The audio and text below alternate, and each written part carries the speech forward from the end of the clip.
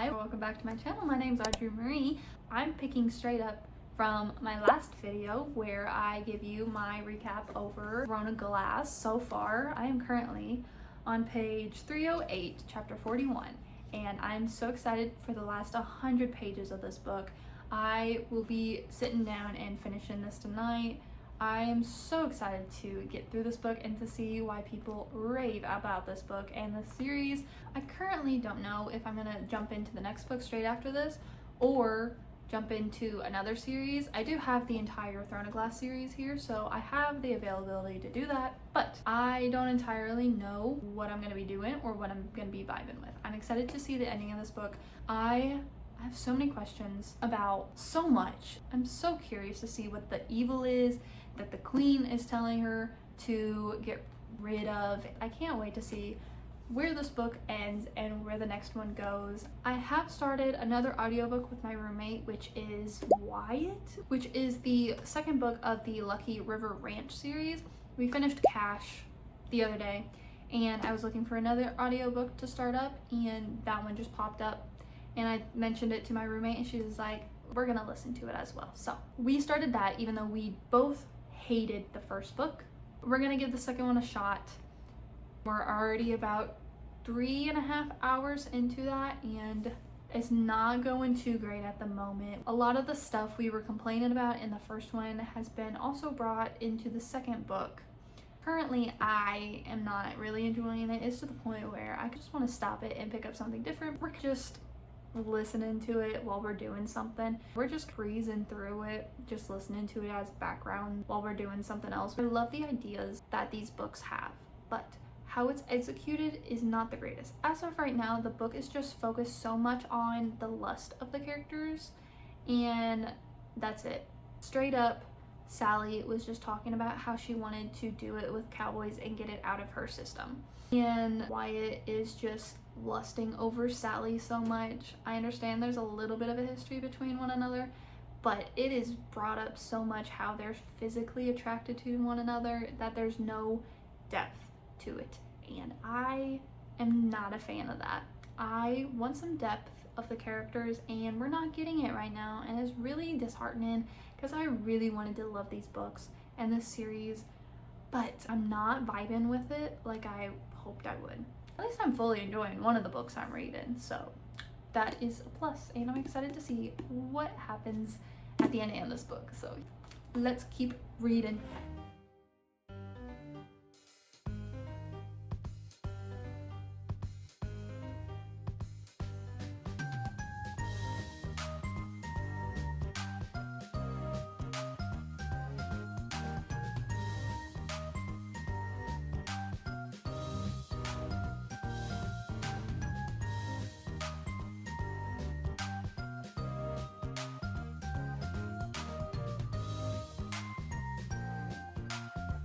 I'm happy to say I finished Throne of Glass. I really enjoyed this book. I did like the world. I'm a little sad that magic was banned in this book because I was hoping for a little bit more magic to be involved in this world because it's a fantasy, but the king has banned magic, and if there's any magic anywhere, basically the people get killed and it's outlawed and whatnot. So I wish it would have had more of a magical feel to it, but there were magical elements, so that kind of held me over, keeping my interest in it, trying to figure out what was going on, who the bad guy was, and I wasn't surprised with who the bad guy was in this book. All the lies that were held from Selena that were revealed at the end weren't that surprising as well, and I really love the friendship and the bonds that Selena has going with the people that she's grown to be around majority of the time while in this book. So really loving the relationship between the characters. At the end of the book, Selena ended it with Dorian saying, I am the king's champion and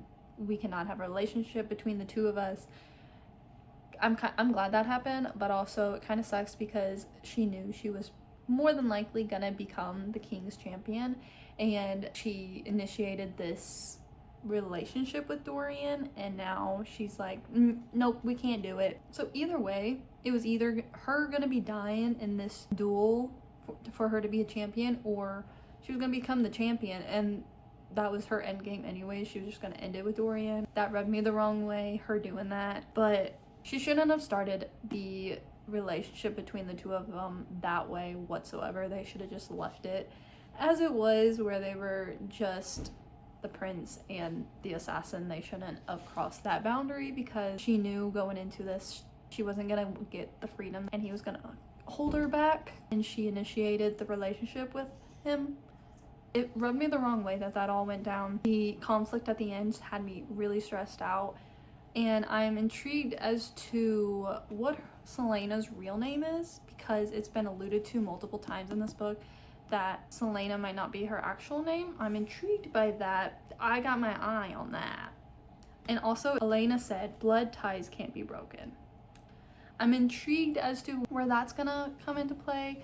I have a feeling something's gonna get revealed in the later books. I really liked it. I'm intrigued as to see if more magical stuff happens in this world. Since I finished Throne of Glass already, I jumped straight into Crown of Midnight. So I've already jumped into this. I'm already 130 pages into Crown of Midnight, chapter 17. I have the audiobook, so I have just been listening to the audiobook and breezing through it. Now, earlier this past week, I started it, got 8 pages in before class, and hadn't touched it for a couple days, and this weekend hit with the massive snowstorm that was coming through.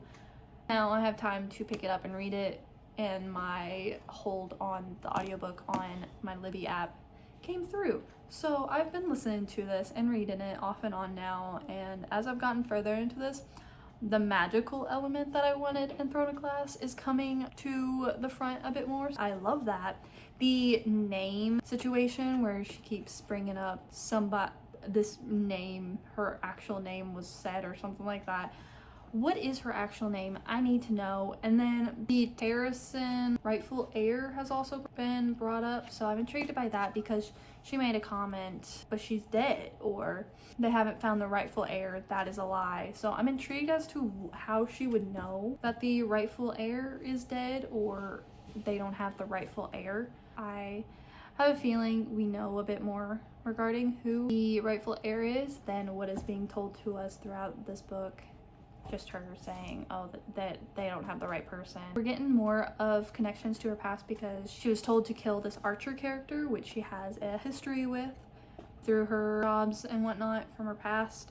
And it's intriguing to see how he picks fun at her and is really kind with her, and she's not actually killing the people the king is telling her to kill. So there's that stressful outcome as well, where she's defying the king and lying to him, saying, oh, you killed these people, and then in actuality she's letting them get their affairs in order and basically telling them, run, use a different name, if you come back you're dead to me. She's putting her life on the line, allowing these people to live while trying to figure out what the king's doing and why is he asking her to kill all these people that don't necessarily have a reason for her to be killing, because it doesn't seem like any of them have any threat against the king or any bad blood against the king. So I'm intrigued to see where the storyline's going to be going. The point where I'm at, they're having a ball, they're having a gathering for Cale's younger brother, and Cale and Celaena went outside onto a balcony to get some air, and she just got caught dancing. I'm intrigued to see if Cale and her get closer throughout these books, because I really like the two of them together. So I hope something forms between the two of them. They're really sweet with one another, and as this book has progressed, you can really see how much Cale cares about Celaena, because Celaena came back from this ball or banquet, and she came back poisoned, and he took care of her, and she just kept saying, I have to get to someplace safe. And some of the stuff she had to go through, she doesn't even remember it because of all the poison that was in her system, and she just kept saying, I need to find someplace safe. I have to get someplace safe. And that safe space she ended up going to was Cale's room. I'm loving the bond that's forming between Cale and Celaena, and I'm wondering when they'll act upon it. I'm intrigued. I'm loving the two of them together. Dorian needs to butt out of it with Celaena. He needs to go away. He needs to leave. I'm not a fan of Dorian as much. I just like the broodiness of Cale and Celaena. They definitely match better than Celaena and Dorian together. So I'm loving this. I'm excited to keep reading it. There is no new update of Wyatt yet. Me and my roommate haven't been able to sit down and read. We've been a little busy. He's been asking me, we should read Wyatt, and I keep saying, girl, I got schoolwork I got to do. I can't sit down and read. I have to fully focus on schoolwork. And by the time I'm able to sit down and read at night, she's already asleep. I'm hoping to make more progress in Wyatt. I just know I'm probably not gonna like it, sadly. But that's also another reason why I'm not pushing us reading it too much as well, is because I just genuinely despise the little bit we started already. And we're having a ton of snow outside, so this is the perfect weather for us to sit inside and do schoolwork and maybe read. So there's a possibility we'll get around to reading some of Wyatt tonight. We'll have to wait and see.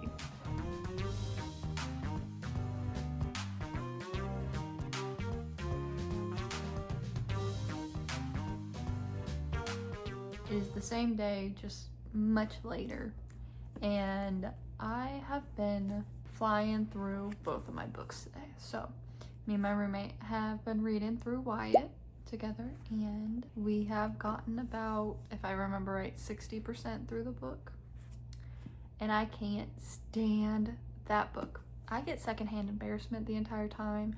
I hate the book.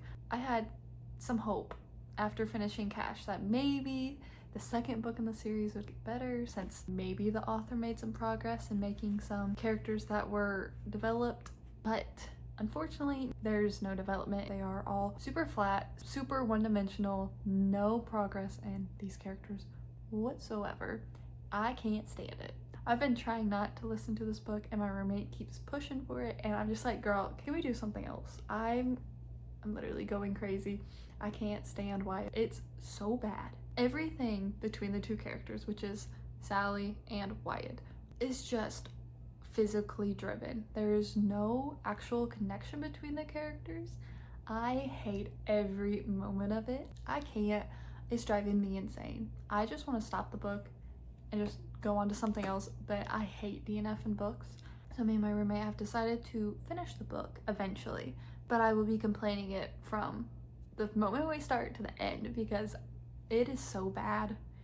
We're 60% through and literally nothing's happened through the book. There's no progress. I just don't understand just what is the plot of the story. There is no plot of the story. I hope that there'll be some progress at the end between some of the characters, but I just don't like it whatsoever. I know there's gonna be this one scene in the book because it was alluded to in Cash, but we haven't even got there yet. We think we're close to the moment where it comes out because that scene sounds interesting, but just there's nothing there to connect me to any of the characters or feel any connection or drive to continue the book.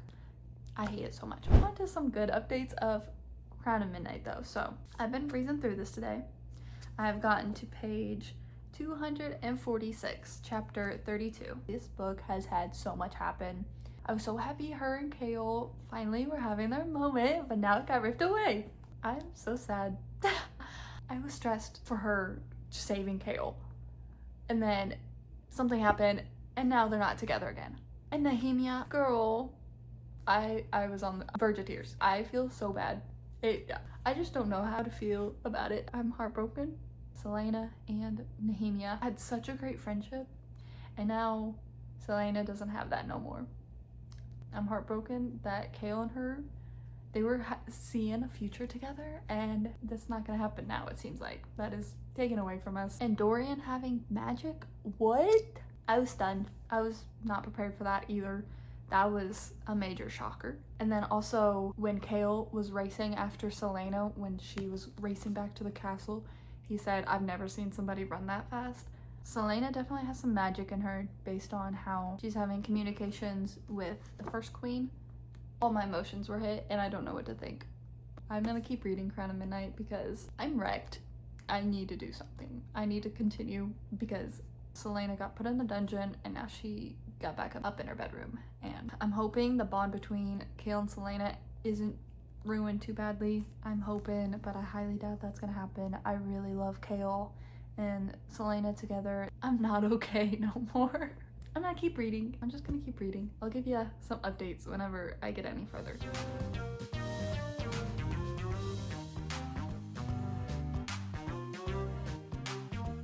I finished Crown of Midnight, So that is the first update. I finished that really quickly and I was not expecting to finish it as fast as I did. I meant to give you an update while I was near the end, but I was just so engrossed in the story that I just did not stop, and I ended up finishing it really fast. I couldn't get over how stupid some of the characters were in this one, especially Selena with the poem or the clue. It was so obvious to me, and for some reason it just did not click to her, and it drove me insane. When she had her light bulb moment, when she figured out what the first line of it meant, I was like, what a shocker. I totally did not expect it to be in the location that it was said it was in. So I really did like this book. The twist at the end was not that surprising to me. There were so many hints throughout this book and the first one as to what the twist was at the end, and I was just not surprised whatsoever. But I loved how Kale came to find out. I'm sad that what happened between Selena and Kale, I was not ready for that to happen. I really like the two of them together, but I'm excited to see more magic come into these books because we got to see a bit of a glimpse of it more in this one. So I'm excited to see the world and the more magical side of these books. I really liked the bits that we did get and hinted to. I really did like that. So I'm excited to continue this series, and after this one, I really thought about starting a different series after finishing this book. But I am really enjoying this entire series so far. So I'll jump straight into Assassin's Blade, and I've been reading this for the past 2 days, I believe, since I finished Crown of Midnight. It's interesting seeing the past come out because you get alluded to it throughout the previous books of her history, and we're now actually seeing the story that came with them instead of just being like, oh, I went to the desert to train with the assassins. Now you're actually seeing what went down, who she met, how the training went, and you get to see the growth between her and Sam, even though they've known each other since childhood. Now you're getting to see the bond between them become more, because you've heard numerous times about this Sam character and how much she cared for him. You never got to hear about it or see it from her point of view, so now we're getting to see how much she thinks about Sam and how much she actually cares for him, even though she doesn't really want to admit it. I am currently at page 160, and I'm already in the third little short story in this, which is The Assassin and the Desert. I've already read The Assassin and the Pirate Lord and The Assassin and the Healer, so I'm already in the third one, and I'm really enjoying it. You get to see different parts of the world through these stories and seeing her backstory. At first I was a little apprehensive about it because I just wanted to jump right back in where Crown of Midnight ended, but I can see why this one came into play right during this time frame, but also it's kind of making me slow down on this series. This is just giving you some backstory that you're already alluded to. You're just getting the nitty-gritty details. So I'm gonna finish it. I still have a good chunk left of this book to get through, but I'm interested to see what the other stories have for this, which are The Assassin and the Underworld and The Assassin and the Empire. I'm wondering if we'll see what happens to Sam in this book and how it affected her and how she got captured due to her trying to go get revenge. So I'm intrigued. I'm ready to continue this book. It was really late last night and I forced myself to stop specifically so I could give you an update because I'm just breezing through this series so fast that I'm barely even able to give you an update by the time I'm jumping into the next book because that's all I'm doing is reading. I can see why people really love this series and I'm excited to keep going.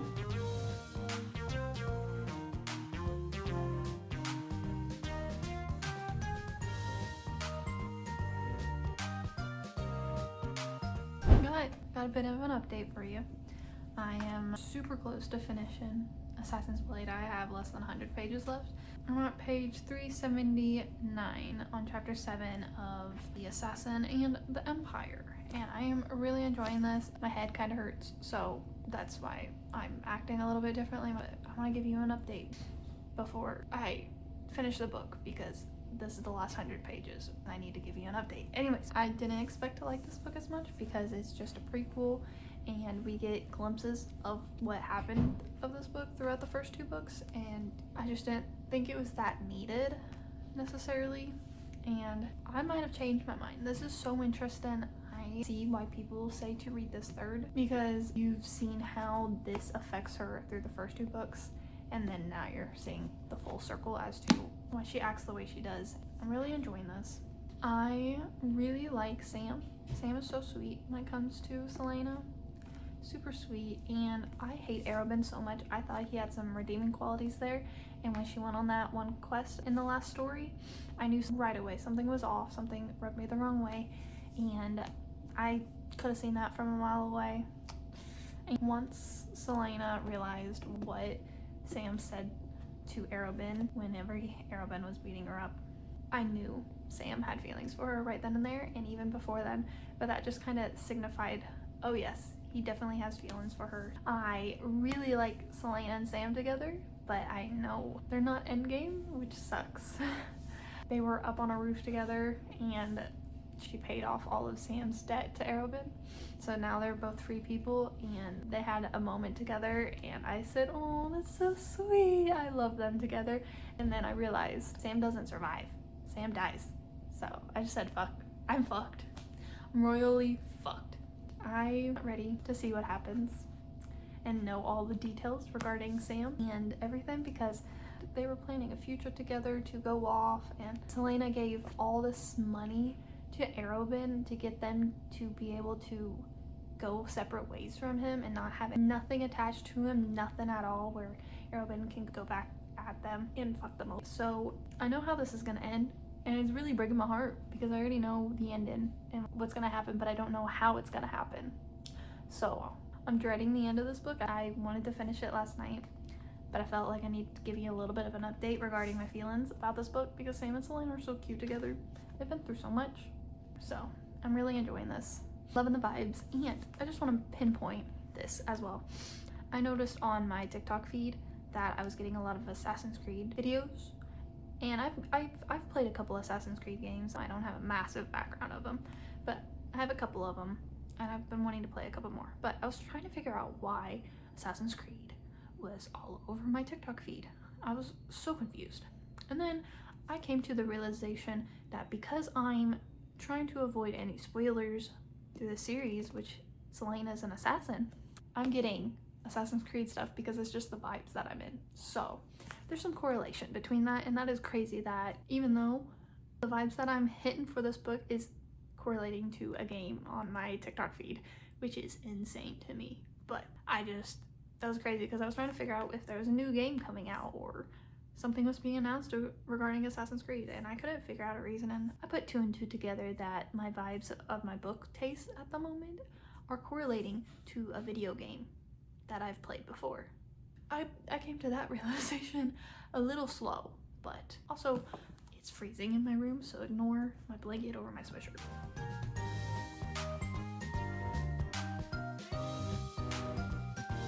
So I finished Assassin's Blade, and I really liked my time while reading this. I got so mad at the end there, and I knew what was gonna happen to one of the characters, but it still hit me hard. I thought I was gonna cry, but I did not, because I was just so frustrated. The last line of finding out the betrayal and everything drives me insane. I wish Selena could have seen it sooner, that somebody was pulling some strings that have been proven multiple times not to trust this character, and she didn't think about that. So she got backstabbed, and just, oh, this book was so good. I can see why people want you to read it first, and I also see why people want you to read it third. It is conflicting whether or not you should read it first or third. Also the storyline if you read it third, because it throws you way back in the storyline, but it makes sense, so you're not getting spoiled the twist at the end that is at the end of Crown of Midnight. It doesn't say it outright who she is in this book, but all the hints and the clues basically tell you who Selena actually is. I can see why people say one over the other, But for now, I'm gonna keep my mouth shut on what the order should be, because I'm gonna wait till I finish the series to give you my honest opinion when this book should get read, because I'm not 100% sure yet. I can see it from both ways. You definitely get the surprise more if you read it third, but if you read it first, you get her backstory and some of the characters that get brought up in the first two books. You get to see more of them in this book and see her history with them. It didn't hit me as hard because I knew what was gonna happen to one of the characters, but also I wasn't expecting the other character to come into play as much as it did. So I finished Assassin's Blade. I'm breezing through the Throne of Glass series extremely fast so far, but these ones are the smaller books of the series compared to the later books in the series, so I'm excited to continue. I'm jumping straight into Air of Fire right after finishing Assassin's Blade. I'm not even gonna take a break. I'm wanting to continue the story. I am currently 66 pages in on chapter 9. I made a bit of progress in the book, if I would say so myself. Selena's in a different setting now, so you're getting thrown into a completely different setting without Kale or Dorian, and now we're getting introduced into some new point of views of characters that haven't been talked about at all previously. One of the characters has been sprinkled in the first and second book, but not actually introduced to us. We just found out this character's name and a little bit about her, but not a whole lot. And then we also got introduced to this other character, and we don't really know much about her either, besides she's a witch and she's hunting the other witches. I'm not 100% sure, so I'm still trying to figure out the other point of views. I'm intrigued as to see where their storyline continues or how they'll intertwine with the original characters that we've been dealing with in the previous books. This one character, Rowan, has been introduced, and it's interesting because he's a prince, and they mentioned that Rowan and Selena are distant relatives, and Selena made a comment, was like, well, we're related, and Rowan goes, we're as related as I am to the stable boy. And then Rowan's supposed to be training Selena, and she's like, you don't need to train me, I've been training my entire life. But Rowan's really old. Rowan is hundreds of years old. We don't really know, but it was mentioned that he's extremely old, and he's been around for hundreds of years. So I'm intrigued to hear how old he is when we get further in, because he seems like he's going to be a prominent character throughout these books just based on him training Selena. So I'm very intrigued as to this new character. I want to see how he also goes in with the storyline, and if we get any from his point of view as well. And then Selena's cousin was also introduced into the story and fully brought in, and now he's at the castle. So a lot of new characters have been introduced in this book. I'm ready to see the training and to see the more magical side of this world, because she's not in the continent that all the magic has been banned and destroyed, and so I'm so excited to see what magic we get up to and to see what Selena can do with hers, because it sounds like they're gonna try to awaken her powers so she can be the queen and take her rightful place on the throne. So I'm so excited to continue this. I really wanted to jump straight into this one straight after Crown of Midnight, but I'm glad I was able to get the backstory in Assassin's Blade. But I'm so excited! It's been a good while since the last time I gave you an update on any of the books I'm reading, which is Wyatt and Air of Fire. Me and my roommate hadn't touched Wyatt up until today, and that might have been a week ago or more. Really don't know the last time we touched it, because me and her got bombarded with stuff regarding classes. Maybe it was 2 weeks ago. My time frame for borrowing Wyatt is about up. After this weekend, I don't think I have it, so I have to go and request it again if I want us to continue listening to it. We have about 2.5 more hours left in it, I believe. And I feel like nothing's happened. We listened to about 2 hours or so of it today. It literally was just them having sex the entire time and thinking about it and talking about it. And that's all that happened between the two of them. I would have DNF'd it a long time ago, but my roommate wants to mark another book completed, and we're already over 50% of the way done. We'll get to finishing it at some point this weekend, but I don't know exactly when. I've made a decent amount of progress in Heir of Fire. I am now at page 260 at chapter 31. I've been reading off and on about maybe 20 to 50 pages a day if I pick it up to read it. I wanted to give you all an update of this maybe a couple days ago, and I wanted to complain about this one point of view because I wasn't seeing exactly why we were getting this one new character's point of view, and I just did not like the character. It didn't seem like I was getting any info that I really wanted, and this character was really rubbing me the wrong way.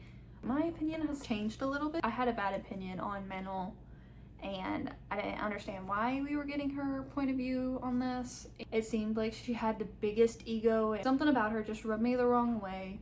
But as time went on and I was able to get a bit further through and a couple more chapters of her, she was able to win me over a little bit more regarding why we have her in this book now and why we got introduced to her point of view. And I'm very intrigued as to her dynamic with the Witch Coven, and if Selena and Dorian and Chaol will somehow intertwine with Menel at some point, or if she's gonna go into battle with Selena further down, or if she's gonna detour from the witches and the king and get all the witches onto Selena's side at some point whenever shit goes down against the king. The new healer that's around Dorian is really interesting. I want to know more of her backstory and how she came into the kingdom. We know a little bit regarding her town getting destroyed, but I would like to see more of her past. She just has a crush on Dorian, and Dorian has started to have feelings for her as well, and she found out about Dorian's magic, and now Dorian and her trying to keep it a secret while they're trying to figure out how to suppress Dorian's magic, which I have a feeling is not the way they should be handling this. They should be figuring out how Dorian should go about controlling it rather than suppressing it. So there's that.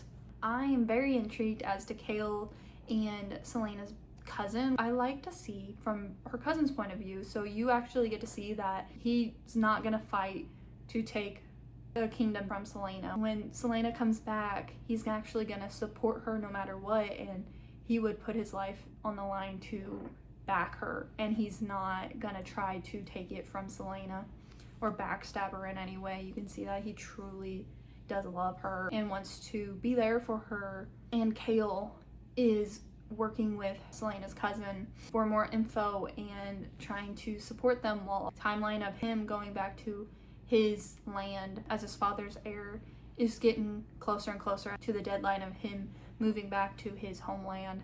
So there's that also impending doom for Chaol. I love Selena's point of view. I'm so intrigued by Rowan. Kind of rubbed me the wrong way early on in this book because he was treating Selena like dirt.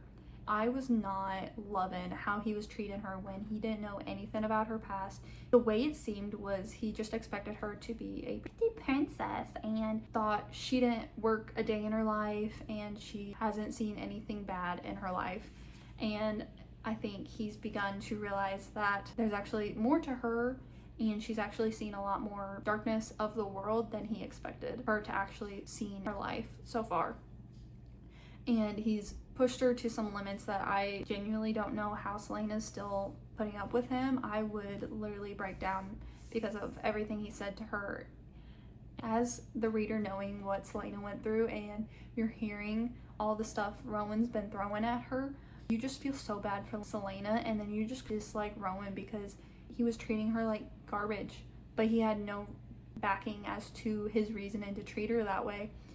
As time has gone on, Selena has slowly revealed very vaguely to Rowan that her life has been harder than what he probably expected her, and now he's slowly coming around and being a little more, not exactly gentle, but not being as much as a douche as he was earlier in this book. And whenever she finally shifted this recent time, there was a little cute moment and he goes, "Oh, you better run now," and I was like, oh. And then them running off was a really cute moment because you can tell they were just both having fun, and it was just a cute moment between the two of them.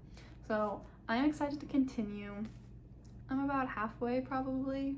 I'm really enjoying this book, but I think I'm gonna wrap up this reading vlog for y'all now. But you have came along with me for 3 books, I believe, in this reading vlog, so that's exciting. I was able to breeze through these, and February started for me now, which is crazy to think that I breezed through these 3 all in the same month. And I'm still continuing this series. Loved every single one of these. Excited to continue. You're just gonna have to wait till my next video for my final opinions on Airfire and Wyatt. I really want to continue, but I need to get you guys out another vlog. So that's where I'm gonna be ending this one here. Thank you so much for watching this video. I really appreciate it. Give this video a like if you liked it. Subscribe to my channel if you're interested in more vlogs like this, or if you want to check out some of the other stuff that I've been creating for y'all. So thank you for spending your morning, afternoon, evening with me. I really appreciate you taking the time out of your day to spend it watching this video. Thank you so much for watching. Bye.